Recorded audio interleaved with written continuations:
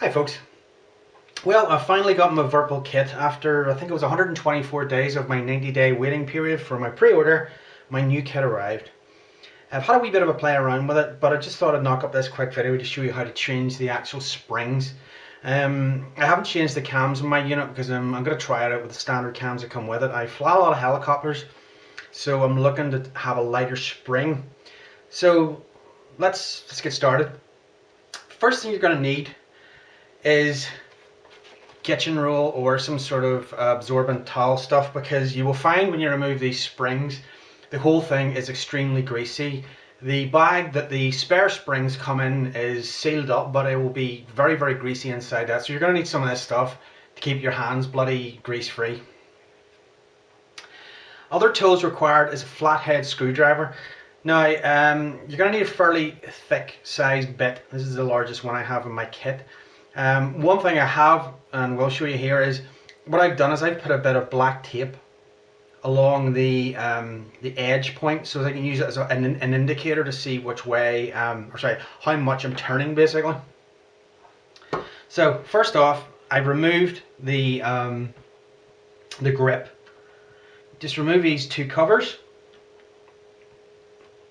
and start screwing. Now I'm loosening these up, so I'm going anti-clockwise, counterclockwise for you Americans.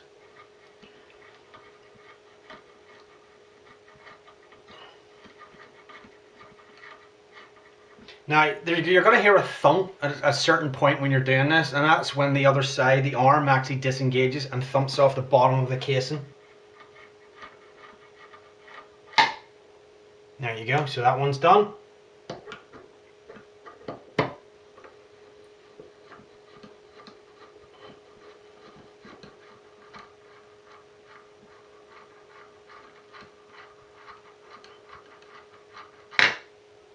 And the second one's done. Now just turn it upside down. Put your fingers over the holes. Try and catch the screws. Okay, so there's one. Wiggle this one a bit. And there's the second one. So there is the receptacles for where those mount into. Now there are 3 sets of springs that come with this, and they're pretty easy to identify. The ones it's going to come, wiping my hand, the one that comes with it by default is the standard spring, which is coloured black. The other 2 sets, these ones here, actually I've already changed these already. These are the lighter springs, so these are the lightest ones, so it would be easier for me, since I fly a lot of helicopters, to control the stick if there's less force on it. And the third set that comes with it is the heavy ones. You can tell the difference between the very easily, because the heavy ones are much thicker. Color wise, these are a kind of a silver color. Black is the standard, and the hard ones, hard springs, they're a kind of a goldy yellow color, would be the best descriptor for it. So that's it. That's how you remove it. You just take the spring off and then replace it with whatever spring you want to. I've already, like I say, I've already changed these ones. These are the light springs. Now I'll just show you here the order of putting this back on in case the whole thing falls out on you. Is the plastic washer first, metal washer, then the spring. That'll nicely sit in like that. One thing I will point out is that if you are actually removing these and pulling them out, and you just find that the screw part comes out and the rest of it's inside, just stick it back in, wiggle it around a bit while it's upside down, and pull it out, and you can extract out the spring, the washer, and the plastic washer in one go. Now putting it in, it's pretty much the opposite. But what I found when I was playing around with this first time is that if you turn the thing upside down, you'll hear a clunk, and that's the cams falling back into position. I'll just put this one in first. I'm sorry if you can't see this too well, because this has to be done upside down. But I'm passing in the first one. Yet again, wiping my hands because I'm covered in grease. And this time, push upward and screw counterclockwise.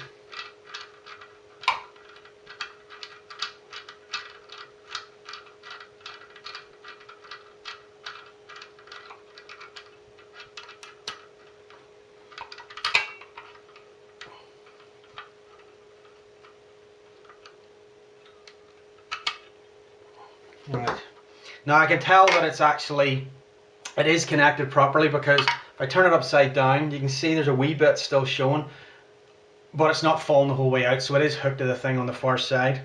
And the same with the other one. You can hear it still flopping about.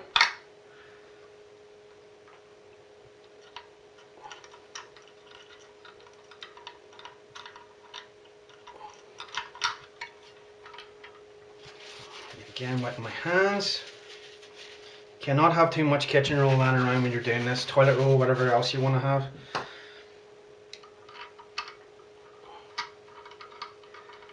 Same for this one.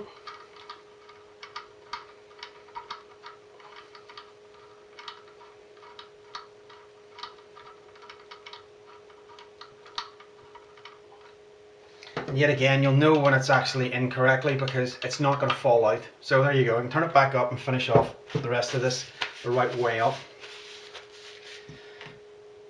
Put your cap back on, keep it out of the way. Get in there, you bugger,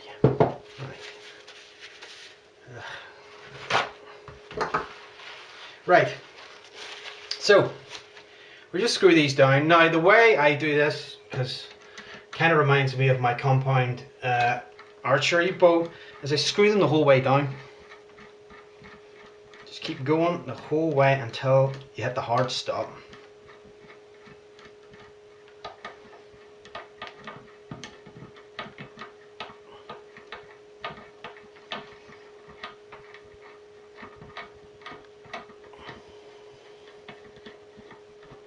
Bang. Okay, there we go, that's it, stopped.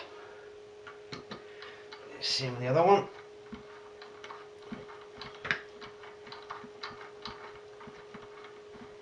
Yeah, I wish I had an electric screwdriver right about now.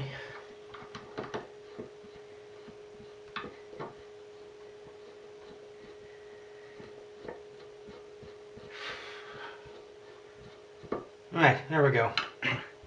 So that's them both stopped down. So they're both at a known set level now, basically the full way in. Now, this is the reason why I decided to put this little marker. It reminds me of the days when we used to have to actually change the tracking on audio cassette tapes. If you're old like me, you might remember what that's like. So the reason why this marker is here is because I can actually use it to count revolutions. So it's this currently pointing in this direction. So I'm going to do 10.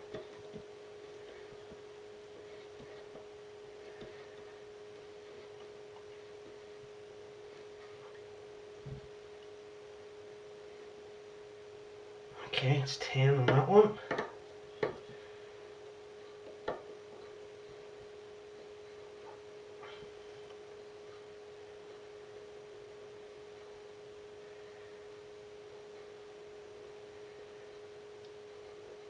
And that's 10 on the other.